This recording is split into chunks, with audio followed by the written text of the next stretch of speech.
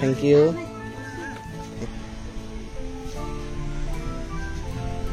নদী, ঝর্ণা, পাহাড় এগুলার কোনো তুলনা না ভাই, আল্লাহর সৃষ্টির কোনো তুলনা না ভাই। সৃষ্টি দেখতে হলে ভাই ঘুরতে হবে, জানতে হবে ভাই, নাহলে ভাই এগুলোর কোনো প্রয়োজন না ভাই।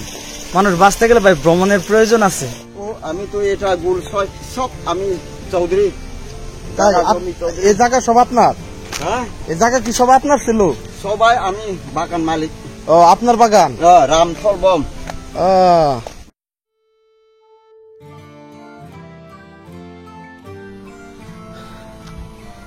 দর্শক দেখতে পাচ্ছেন যে এরকম একটা এদিকে রুমা চলে গিয়েছে, আর এইদিকে নীলগিরির রাস্তা, থানচির নীলগিরির রাস্তা, আর এটার ঠিক মাঝখানে রয়েছে একটি এরকম একটি বিশ্রাম নেওয়ার জন্য গাছের উপরে এরকম একটি ঘর তৈরি করেছে। সত্যি পাহাড়ের অদ্ভুত আদিবাসীরা অদ্ভুত সব কর্মকাণ্ড করে থাকে এবং ন্যাচারাল ভাবে তারা জীবন ধারণ করে। তো এটার একটা বহিঃপ্রকাশ, গাছ না কেটে গাছের সাথে তারা এভাবে বসবাস করছে। এইভাবে এখানে হেঁটে হেঁটে উপরের দিকে যেতে হয়।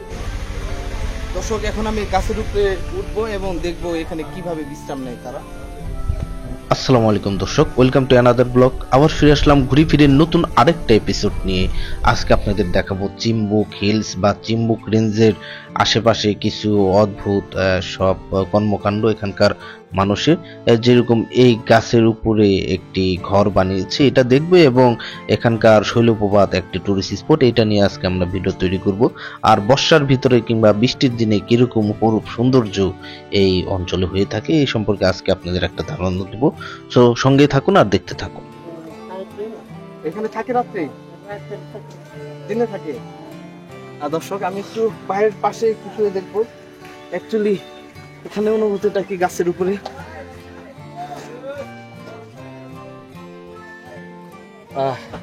এই জন্য প্রকৃতির ভিতরে এসে প্রকৃতির সাথে মিশে গিয়েছি।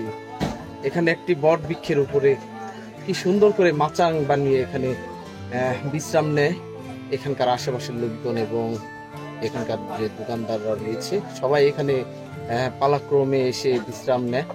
আসলে এই অনুভূতি ভাষায় প্রকাশ করার মতো না, কারণ একটা গাছের উপরে এরকম ভাবে শুয়ে থাকতে পারবো, সত্যি দর্শক আমি বিমোহিত হয়ে গেলাম।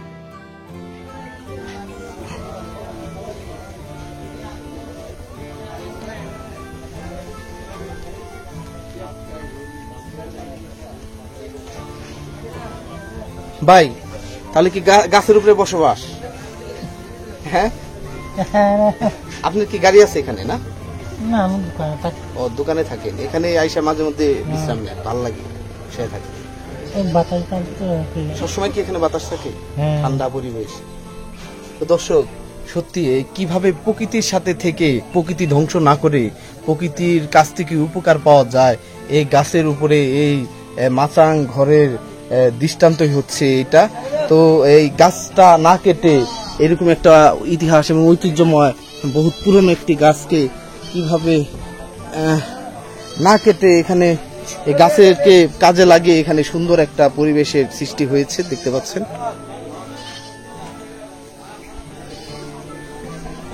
আমি এখন নিচের দিকে নেমে যাব।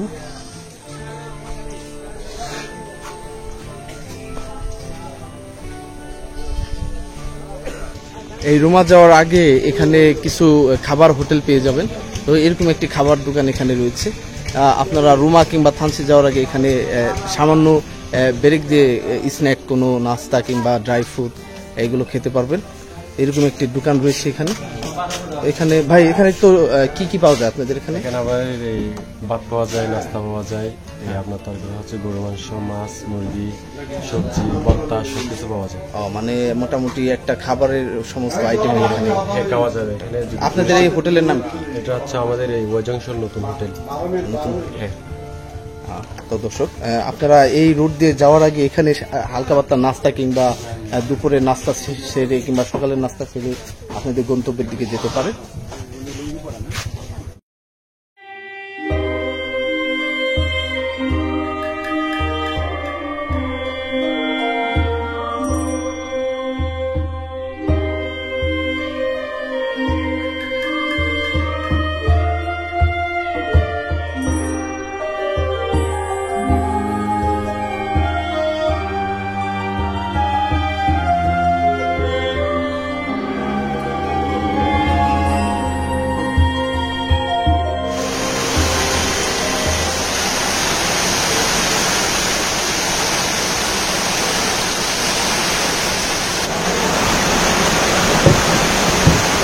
দর্শক, বান্দরবনে এসে এই বৃষ্টি দেখা পাবো আমি কল্পনাও করিনি।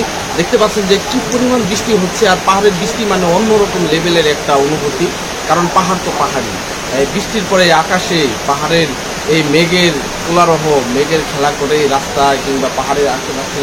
তো দেখতে পাচ্ছেন যে পাহাড়ি বৃষ্টিগুলো কিরকম। চলুন আজকে আপনাদের পাহাড়ি বৃষ্টি দেখাবো।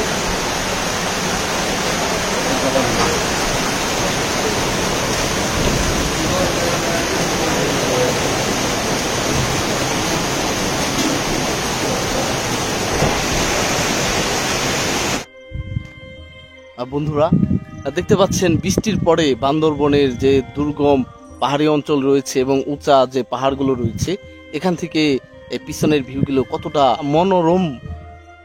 দেখতে পাচ্ছেন যে পিছনে মেঘের সমারোহ, মেঘ যেন খেলা করছে। এ যেন এক ভূস্বর্গ। দর্শক, ইন্ডিয়ার ভিতরে কিংবা সমগ্র পৃথিবীর ভিতরে যেরকম বলা হয় কাশ্মীরকে এক টুকরো জান্নাত, ঠিক একইভাবে বলা চলে আমাদের বান্দরবন, বাংলাদেশের পার্বত্য অঞ্চলের এই বান্দরবনকে বলা হয় যে পাহাড়ের রানী কিংবা পাহাড়ি হৃৎপিণ্ড।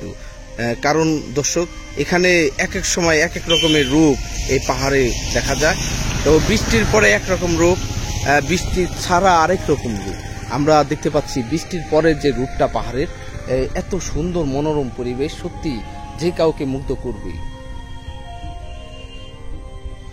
দর্শক, দেখতে পাচ্ছেন ওই যে দূর পাহাড়ে ওইদিকে বৃষ্টি হচ্ছে, আর আকাশের উপরে ভাসমান কিভাবে মেঘটা ভাসমান অবস্থায় রয়েছে, আর ওইখানে যেদিকে এই মেঘগুলো যাচ্ছে সেদিকেই বৃষ্টি বর্ষিত হচ্ছে।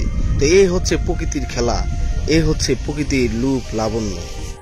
দর্শক, এখন আমি যেখানে রয়েছে এটা হচ্ছে শৈলপ্রপাত। এটা বান্দরবনের একটি কমন এবং বান্দরবনের কাছাকাছি একটা টুরিস্ট স্পট। তো চলুন আপনাদেরকে শৈলপ্রপাত ঘুরিয়ে দেখাই।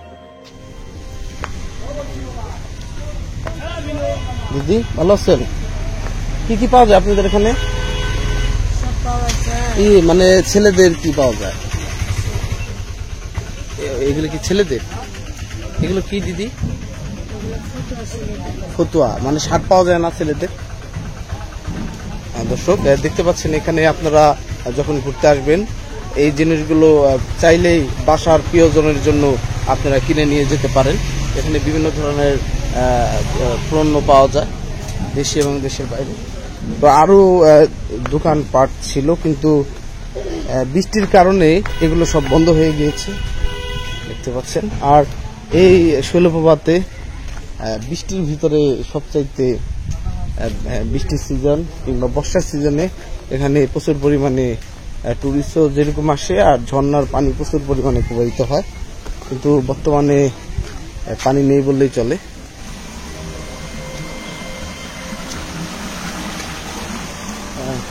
দর্শক, এটা পাহাড়ি ঝর্ণা।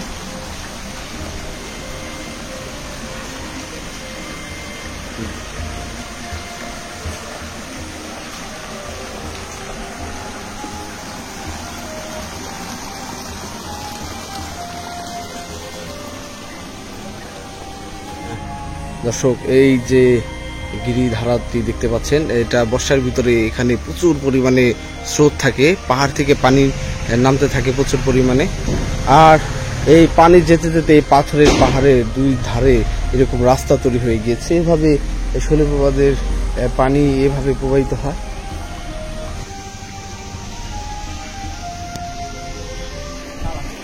সরি মামা,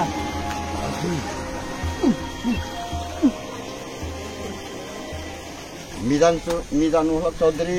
তাহলে তো আপনার বিশাল বড় বাগান। ও আমি 83 সালে বাগান লয়ে। এই সমস্ত বাগান আপনার? সব আমার, এই গোলঘর টুলঘর সব সরকারি টেনশন, আমার আন্ডারে সরকারি। আপনার আন্ডারে আছে? আমার আন্ডারে সরকারি পর্যটন কেন্দ্র। জি জি, গোলঘর সব আমি। বাহ, সরকারি। দর্শক, এই দাদা বলছিল যে এই সমস্ত আশেপাশের যে বাগানগুলো রয়েছে এবং এই স্পটের উনি দায়িত্বে রয়েছেন। আমার নাম রাম কলবম, ফারুকপাড়া। ফারুকপাড়া সরকারি আন্ডার। সরকারি আন্ডারে, মানে আপনার কাছে দায়িত্ব দিচ্ছে সরকার? ব্যাকআপ। হ্যাঁ হ্যাঁ হ্যাঁ। আপনার কাছে দায়িত্ব, মানে দেখাশোনা করার দায়িত্ব আপনার। ওকে দাদা, আপনার কষ্ট হচ্ছে তো। না না কষ্ট না। এখানে এখানে কয় কেজি, কয় মন হবে এখানে? এখানে 55 না হলে 60 কেজি হবে। 60 কেজি? আমার ভাই তো 67। তাই দর্শক এখানে দেখতে পাচ্ছেন 67 এর একজন মুরব্বী কিভাবে দুর্গম এই পথ পাড়ি দিয়ে আমার লেখাপড়া না পাহাড় থেকে বয়ে এই ঝর্ণা পার হয়ে উনি এখানে নিয়ে যাচ্ছে। এখানে আমি দান খাওয়াই দিয়েছে পাগল সকলে, আমি 50 টাকা খাওয়াই দিয়েছে উনিকে বিদায় বান্দরবানে। পাগল টাগল সব গরিব লোক আমি সাহায্য 40 বছর সরকারি সাহায্য, তাই সরকারি ব্যাকআপ, সরকারি ব্যাকআপে সব সময় সরকারি ব্যাকআপ। মাশাআল্লাহ, অরিজিনাল বাংলাদেশ জিন্দাবাদ। তো দর্শক দেখতে পেলেন যে এই দুর্গম পাহাড়ি অঞ্চলের যারা বয়স্ক মানুষ রয়েছে তারাও কত শক্তিশালী। আসলে আমাদের সমতলের ইয়াং যুবকরাও এটা কখনো কল্পনা করতে পারে না, এরকম একটা বোঝা মাথায় করে এই দুর্গম পাহাড়ি অতিক্রম করে এখানে আসবে। তো সত্যি অনেক সংগ্রামী। বঙ্গবন্ধু সচিব আমি পরিচিতি খাতির এই জন্য আমার তাই দেখা করে। আপনারা তো আমাদেরই একজন, আপনাদের কিন্তু আমরা আমাদেরই একজন মনে করি, আপনাদের কখনো আমরা অন্য চোখে দেখি না। কেউ কাউকে পার্টি আমার সমর্থন নাই। না না, সব জায়গায় তো বাংলাদেশ, হ্যাঁ হ্যাঁ, সব জায়গায় তো খারাপ ভালো মানুষ থাকে না? ব্রিটিশ আমলে আমার দেশ বাংলাদেশ। অবশ্যই আপনারা আমাদের বাংলাদেশের স্বর্ণের নাগরিক। ভালো থাকবেন দাদা। আর এখানে দেখতে পাচ্ছেন যে দুর্গম পাহাড় থেকে দর্শক তারা লাকড়ি সংগ্রহ করে নিয়ে আসলো। তো এই পাহাড় থেকে এই কাঠগুলো সংগ্রহ করে তাদের জ্বালানি হিসেবে তারা এগুলোকে ব্যবহার করবে। পাহাড়ি এবং বাঙালি সবাই মিলেমিশে এই পাহাড়ে বসবাস করে। কোথায় থেকে আসলা ভাই? আমবাগান থেকে। আমবাগানে কি কাজ করা হয়?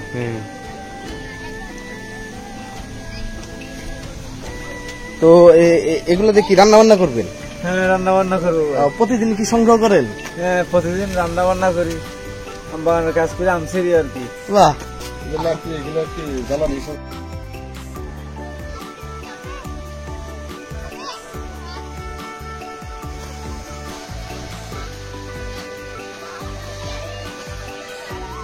কিভাবে গোসল করে?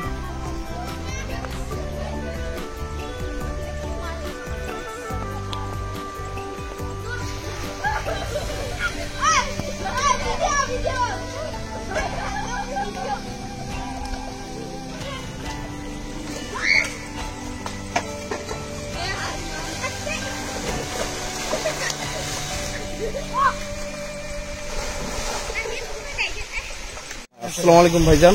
ওয়ালাইকুম আসসালাম। তো কোথায় থেকে আসছেন আপনি? জি ভাই, আমরা ব্রাহ্মণবাড়িয়া থেকে আসছি। কয় তারিখে এখানে আসছেন? এখানে আমরা আসি গত 2 দিন আগে। 2 দিন আগে। তো কিরকম লাগছে এই দুর্গম পাহাড়ি জীবন ধারা মানুষের? না আসলে কি ভাই, আমরা কখনো চলাফেরা করিনি তো, কিন্তু এখন যে ঘোরাফেরা করতেছি আমার কাছে খুব ভালো লাগতেছে। যে পাহাড় ঘুরতে বা দেখতে আমার কাছে খুব ভালো লাগতেছে। বা নদী, ঝর্ণা, পাহাড় এগুলোর কোনো তুলনা না ভাই। আল্লাহর সৃষ্টির কোনো তুলনা না ভাই। সৃষ্টি দেখতে হলে ভাই ঘুরতে হবে, জানতে হবে ভাই, নাহলে ভাই এগুলোর কোনো প্রয়োজন না ভাই। মানুষ বাঁচতে গেলে ভাই ভ্রমণের প্রয়োজন আছে। বন্ধুরা, এই বান্দরবন এবং পার্বত্য অঞ্চলগুলোর ফলগুলো যে কতটা মজাদার এবং কতটা মুখে লাগার মতো, এই পার্বত্য অঞ্চলে যারা এসেছেন অবশ্যই তারা জানেন। আর আমি বলতে চাই দর্শক, একবার যদি এই ফল কেউ খায়, বিশেষ করে আনারস, পেঁপে, তাহলে সারা জীবন তার মনে থাকে। অবশ্যই আপনারা ট্রাই করে দেখতে পারেন। দর্শক, ঘুরতে ঘুরতে শৈলপ্রপাতের পাশেই কিছু ফল ফুডের পাহাড়ি ফল ফুডের দোকান রয়েছে। এখান থেকে আমরা একটা আনারস খাবো। তো ভিতরে নাকি পাকা, কিন্তু বাইরে দেখতে কাঁচা। তো জিনিসটা অদ্ভুত লাগলো। তো দেখি, খেয়ে দেখি কিরকম লাগে। তো সঙ্গে থাকুন আর দেখি।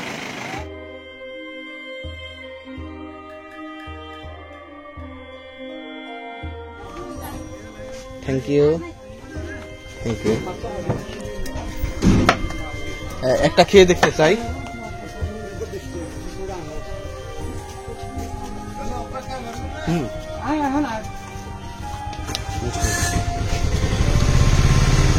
আলহামদুলিল্লাহ, অসাধারণ মিষ্টি। দর্শক, আপনারা অবশ্যই এই বান্দরবনে আসলে এই আনারসগুলো মিস করবেন না, অবশ্যই খেয়ে ও হ্যাঁ বন্ধুরা, এই আদিবাসীরা কিন্তু খুবই পরিচ্ছন্ন।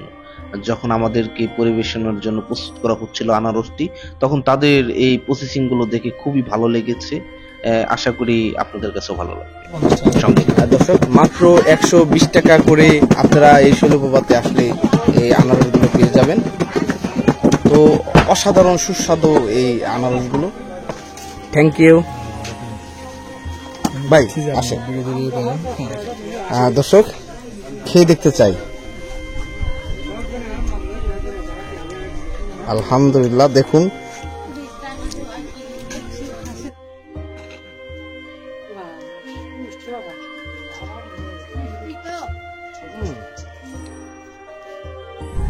দর্শক, দেখতে পাচ্ছেন যে সামনের যে ভিউটি, এটি হচ্ছে বান্দরবান শহর। আর আমরা নীলাচর টুরিস্ট স্পটের উপরে, এখান থেকে পুরো বান্দরবনের একটা সুন্দর একটা ভিউ পাওয়া যাচ্ছে।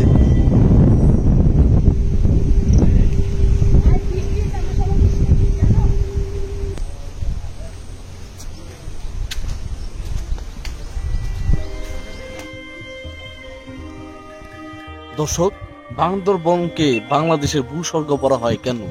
বান্দরবনকে বাংলাদেশের কাশ্মীর বলা হয় কেন? আমার পিছে দেখতে পাচ্ছেন আপনারা, আমার পিছে হচ্ছে বান্দরবন শহর। তো এই আজকে বৃষ্টি হওয়ার কারণে আমাদের সৌভাগ্য, কারণ বৃষ্টি হওয়ার কারণে আমরা আকাশে ভাসমান যে মেঘগুলো রয়েছে ওগুলো আমাদের পাশ দিয়ে ভেদ হয়ে চলে যাচ্ছে, আমরা মেঘের স্পর্শ পাচ্ছি। আসলে সত্যি অসাধারণ একটি দৃশ্য।